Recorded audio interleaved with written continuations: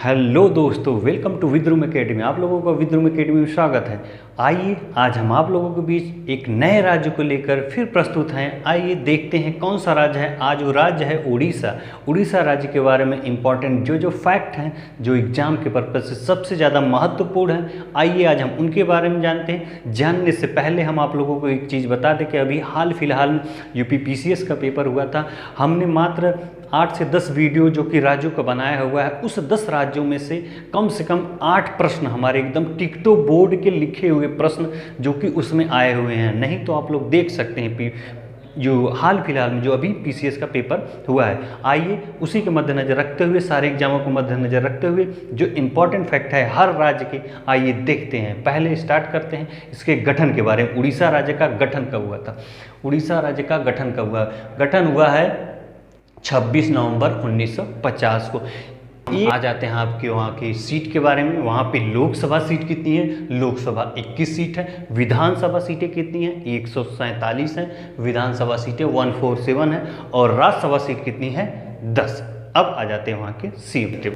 अब आ जाते हैं यहाँ के सीएम। वर्तमान सीएम 2021 में सीएम कौन है? नवीन पटनायक। और राज्यपाल कौन है? गणेशी लाल। अब आ जाते हैं वहाँ के पशु और पक्षी के बारे में। पशु कौन है? सांभर। और पक्षी कौन है? Indian roller. कई जगहों पे अलग अलग छोटी चीज़ें दी हुई, लेकिन जो एग्जाम में हमने देखा उसमें दिया हुआ है पशु और पक्षी में सांभर और इंडियन रोलर। अब आ जाते हैं जनसंख्या घनत्व के बारे में। जनसंख्या घनत्व कितनी है वहाँ की? 270 है प्रति किलोमीटर स्क्वायर में। अब आ जाते हैं वहाँ की साक्षरता के बारे में कि वहाँ का साक्षरता कितनी है। तो टोटल साक्षरता 72% है, उसमें से मेल की जो है साक्षरता परसेंट है 81% है। और महिलाओं की साक्षरता कितनी है? 64%। अब आ जाते हैं नृत्य के बारे में। नृत्य के बारे में आ जाते हैं। नृत्य उड़ीसा नृत्य है जो कि शास्त्रीय नृत्य में शामिल है। उड़ीसा नृत्य, ध्यान दीजिएगा, उड़ीसा नृत्य जो है शास्त्रीय नृत्य में शामिल है। अब आ जाते हैं बाघ नाच नृत्य और एक दाऊ नृत्य। इन तीनों नृत्य को आप अगर भूल रहे हैं तो उसके लिए हमने एक छोटी सी ट्रिक बना दी है। उस ट्रिक का नाम है उड़ीसा बचाओ। उड़ीसा बचाओ। उड़ीसा से उड़ीसी नृत्य हो गया। बाघ नाच से मतलब बीए से बचाओ, बीए से बाघ नाच, और सीएस से हो गया छाओ। तो क्या बन गया? उड़ीसा बचाओ। उड़ीसा बचाओ एक ट्रिक है, इसको याद करिए, आपको नृत्य जो है याद हो जाएगा।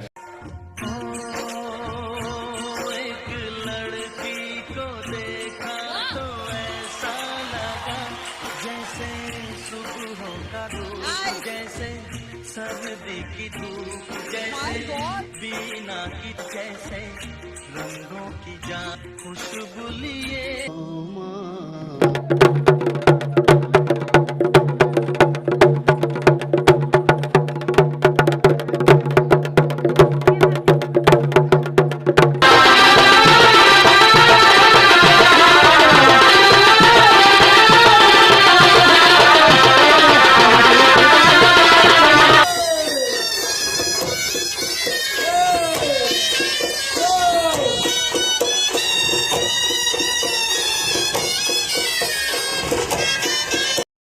अब आ जाते हैं त्यौहार के बारे में।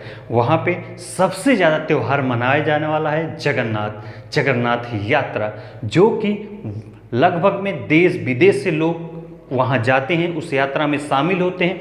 आइए जानते हैं जगन्नाथ यात्रा के बारे में। जगन्नाथ यात्रा क्या है? वहाँ पे 3 लोगों का रथ होता है, श्री कृष्ण जी का, जगन्नाथ जी का, और जगन्नाथ जी की एक बहन है, उनका नाम कितना है? सुभद्रा।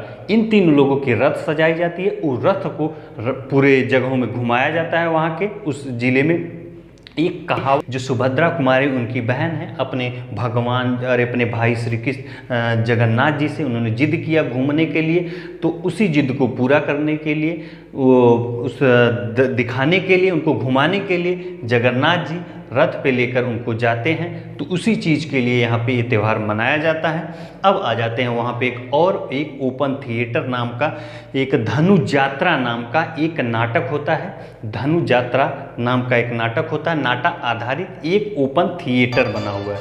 वहाँ पे धनु यात्रा नाटक आधारित एक ओपन थिएटर बना हुआ जो विश्व का जो विश्व का सबसे बड़ा ओपन थिएटर है, जो कि 8 किलोमीटर में लगभग में लगा रहता है। उस धनु यात्रा के बारे में हम बता देते हैं कि धनु यात्रा में होता क्या है। वहाँ धनु यात्रा में नाटक होता है। नाटक में जो है श्री कृष्ण और कंस जी की, श्री कृष्ण के और कंस की जो लीलाएं हुई हैं पहले जो इतिहास में, उसी चीज़ को नाटक के माध्यम से दिखाया जाता है। तो कहा जाए ये वर्ड ऑफ गिनीज बुक में भी इसका नाम नोट हो चुका है। इसलिए ध्यान दीजिएगा कि धनु यात्रा करके आता है। पूछता है कि ये नाट्य कहाँ पे होता है, तो उड़ीसा पे होता है, उड़ीसा में होता है, ये ध्यान रखिएगा। और इसमें एक फैक्ट और याद रखिएगा कि विश्व का सबसे बड़ा ओपन थिएटर कहाँ पे है, उड़ीसा में है। ये ध्यान रखिएगा। ये 8 किलोमीटर लंबा थिएटर बनता है। अब आ जाते हैं वहाँ के मंदिरों के बारे में। मंदिर में सबसे मोस्ट इम्पॉर्टेंट जो मंदिर है कोणार्क मंदिर, सबको पता है। सूर्यदेव का मंदिर कोणार्क मंदिर है। इस मंदिर को ब्लैक पगोडा भी कहा जाता है। ब्लैक पगोडा बोला जाता है। और ब्लैक पगोडा, आखिर में ब्लैक पगोडा किसे बोला जाता है, मतलब पगोडा किसे बोला जाता है। पगोडा में बोला जाता है मंदिरों, पहले बौद्ध धर्म में मंदिरों को पगोडा बोला जाता था। पगोडा बोलने का कारण ये था कि जो मंदिर बनती हैं नीचे से इस तरीके से ऐसे ऐसे छोटी होती जाती, उन मंदिरों को बौद्ध धर्म में पगोडा बोला जाता था। तो उसके आधार पर इस नाम का भी ब्लैक पगोडा रखा है। ब्लैक पगोडा क्योंकि ये काली हो गई थी, इसलिए इसका नाम ब्लैक पगोडा मंदिर है। काले कलर का है इसलिए ब्लैक पगोडा बोला जाता है। और यहाँ पे एक और फैक्ट है, एक फैक्ट देखिएगा कि सूर्य की किरणें चाहे जिधर से पड़े, इस मंदिर पे सूर्य की किरणें चाहे जिधर से पड़े, लेकिन इस मंदिर की परछाई नहीं बनती है। एक फैक्ट ध्यान रखिएगा कि इस मंदिर की परछाई किसी साइड भी नहीं बनती है। और इस एक प्रश्न और इससे आता है, किस मंदिर को बनवाया कौन है, किस वंश में बना है, इसमें भी ध्यान रखिएगा कि नरसिंह देव प्रथम ने बनवाया था। किस वंश के थे, गंग वंश के थे। अब आ जाते हैं दूसरा मंदिर कौन सा है, अनंता वासुदेव मंदिर। और तीसरा मंदिर है जगन्नाथ मंदिर भी। और एक प्रश्न और भी आया हुआ है जो कि एनटीपीसी में आया था, 64वीं योगिनी पीठ करके एक प्रश्न आया हुआ था। ये भी इंपॉर्टेंट फैक्ट याद रखिएगा मंदिरों के बारे में। अब आ जाते हैं नेक्स्ट टॉपिक पे। नेक्स्ट टॉपिक में कौन सी नदियां हैं, नदियों के बारे में आइए जानकारी करते हैं। स्वर्ण रेखा नदी है, ब्राह्मणी नदी है और वैतरणी नदी है और एक महान नदी है। ये 4 नदियां हैं जो इंपॉर्टेंट नदियां हैं, उसी के बारे में हमने डिस्कस किया है। इसमें इसको याद करने के लिए एक मैंने छोटी सी ट्रिक बनाई हुई है कि रेखा जो है महान ब्राह्मणों को धन वितरित कर रही है। रेखा जो है महान जो ब्राह्मण हैं वहाँ के, उनको धन वितरित कर रही है। रेखा मतलब स्वर्ण रेखा, ब्राह्मण मतलब ब्राह्मणी हो गया, वितरण मतलब वैतरणी हो गया। और आ जाते हैं वहाँ के बांध के बारे में। हीराकुंड बांध है। इसके बारे में ये चीज़ जानिए, ये भारत का सबसे लंबा बांध है। लगभग में 4 कुछ किलोमीटर में बना हुआ है। जैसे कि इसमें पूछ देता है हीराकुंड बांध किस नदी में बना हुआ है, ये भी प्रश्न आ जाता है। तो आप लोग एक शब्द हम लोग जनरली यूज करते हैं किसी को अपशब्द बोलने के लिए, हरामी शब्द इस्तेमाल करते हैं। तो देखिए हरामी मतलब हीराकुंड, म से महानदी। हरामी अगर आपको याद करना है, हीराकुंड बांध किस पे बना हुआ है, तो हीराकुंड जो है महानदी पे बना है। जलप्रपात के बारे में, जलप्रपात कौन सा है, सना और बड़ा घाघरा। ये दो अलग अलग जलप्रपात हैं। हमने इन दोनों को एक ही में लिख दिया है क्योंकि इनके आगे घाघरा लगा हुआ था। तो सना और घाघरा जलप्रपात 2 अलग अलग जलप्रपात हैं। दूसरा दुदुमा जलप्रपात है और भीम कुंड जलप्रपात। और सारे जलप्रपात हैं, लेकिन जो मोस्ट इम्पॉर्टेंट एग्जाम के पर्पस से हैं उन्हीं जलप्रपातों के बारे में हम आपको डिस्कस कर रहे हैं। आइए अब इनको याद करने के लिए हमने एक और छोटी सी ट्रिक बनाए हुए, इनको कैसे याद किया जाए, इनको याद करने के लिए देखते हैं। आइए देखते हैं। सना बड़ा घाघरा पहनकर भीम के साथ दुम दबाकर भाग गई। सना जो है बड़ा घाघरा पहनकर भीम के साथ दुम दबाकर भाग गई। देखिए सना बड़ा घाघरा पहनकर भीम के साथ, किसके साथ, भीम के साथ दुम दबाकर भाग गई। ठीक, अब आ जाते हैं वहाँ की सीमा के बारे में। उड़ीसा राज्य की सीमाएं कौन कौन से राज्य से लगती हैं, आइए देखते हैं। इधर देखिए, इस साइड में देखेंगे तो तेलंगाना से लगती हैं, इस साइड में छत्तीसगढ़ और इधर झारखंड, और इस साइड में देखेंगे तो वेस्ट बंगाल। और नीचे वाले जो कुछ पोर्शन है उस पोर्शन से यहाँ पे कितने देखेंगे तो आंध्र प्रदेश से लगती है। इसको भी मैंने ट्रिक में कन्वर्ट कर दिया। इसको कैसे याद करना है, एपी जो है छिप कर, एपी जो है छिप कर जा रहा है क्योंकि विदाउट टिकट है। एपी जो है छिप कर जा रहा है क्योंकि विदाउट टिकट। देख लीजिए, सीमा में झारखंड हो गया, पश्चिम बंगाल हो गया, छत्तीसगढ़ होगा, तेलंगाना होगा। अब आ जाते हैं नेक्स्ट टॉपिक में। नेक्स्ट टॉपिक इसमें क्या है, नेशनल पार्क है। नेशनल पार्क के बारे में जानते हैं। नेशनल पार्क में इसमें जो कई सारे पार्क हैं, लेकिन जो मोस्ट इम्पॉर्टेंट नेशनल पार्क हैं उसमें से सिमली, भीतरी और नंदन कानन। सिमली, भीतरी और नंदन कानन। अब इन तीनों को याद करने के लिए हमने एक और छोटा सा ट्रिक बना दिया है। सीमा और नंदन को मगरमच्छ जल में लेकर भीतर आ गया। सीमा और नंदन दो लोग हैं, सीमा है और एक नंदन है। सीमा और नंदन में जो है कि भीतरी, मतलब भीतरी में देखिए, भीतरी जो नेशनल पार्क है इसके अंदर मगरमच्छ पाए जाते हैं, तो भीतरी के अंदर नंदन और सिमली को मगरमच्छ जल में लेकर भीतर आ जाते हैं। एक छोटा सा ट्रिक बन गया है। अब आ जाते हैं द्वीप के बारे में। द्वीप के बारे में एक द्वीप है जो व्हीलर द्वीप है। व्हीलर द्वीप सबसे मोस्ट इंपॉर्टेंट टॉपिक है। देखिए कि समुद्र में बना हुआ है, उड़ीसा से जस्ट ऐसे सटा हुआ है व्हीलर द्वीप। व्हीलर द्वीप का नाम बदलकर अब अब्दुल कलाम द्वीप भी रख दिया जाता है।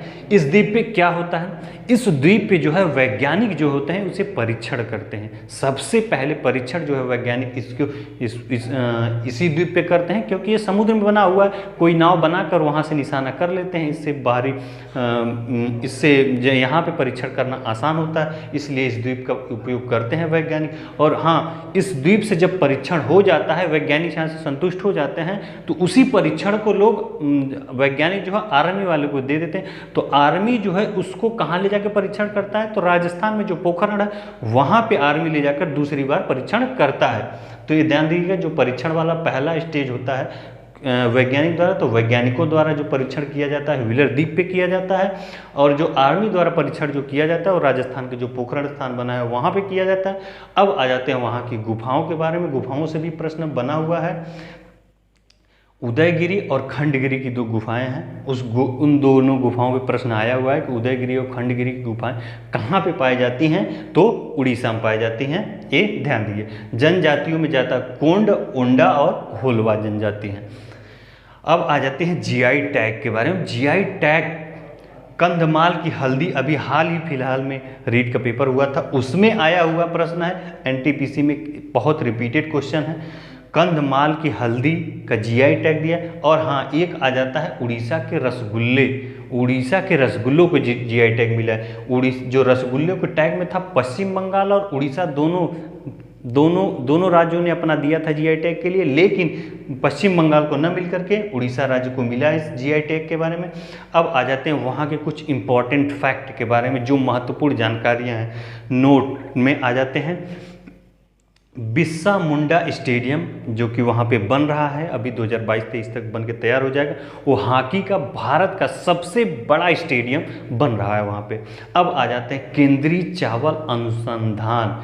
केंद्रीय चावल अनुसंधान भारत में उड़ीसा में है। भारत का जो केंद्रीय चावल अनुसंधान है वो कहाँ पे है, उड़ीसा में है। और हाँ, विश्व का भी पूछता है, विश्व का कहाँ पे है, विश्व का तो फिलीपींस में है। ठीक, अब आ जाते हैं तीसरे टॉपिक के बारे में। तीसरा कौन सा है, सुभाष चंद्र बोस का जन्म कहाँ हुआ था। सुभाष चंद्र बोस का एक कटक में हुआ था, वहाँ के उड़ीसा में राज्य था। और एक और फैक्ट है, चौथा फैक्ट है, भारत की सबसे युवा महिला सांसद, भारत की सबसे युवा महिला सांसद चंद्राणी मुर्मू, जो कि भारत की 17वीं लोकसभा में जो कि सबसे महिला युवा सांसद बनी है, उनका नाम है चंद्राणी मुर्मू।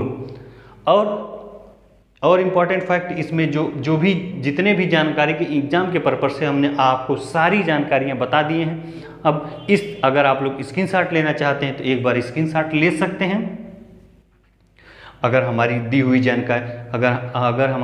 जानकारी आप लोगों को पसंद आई तो प्लीज़ हमारे चैनल को सब्सक्राइब करें और लाइक करें, और झन्नाटेदार वीडियो पाने के लिए हमारे चैनल को हमेशा विजिट करें। Thank you very much.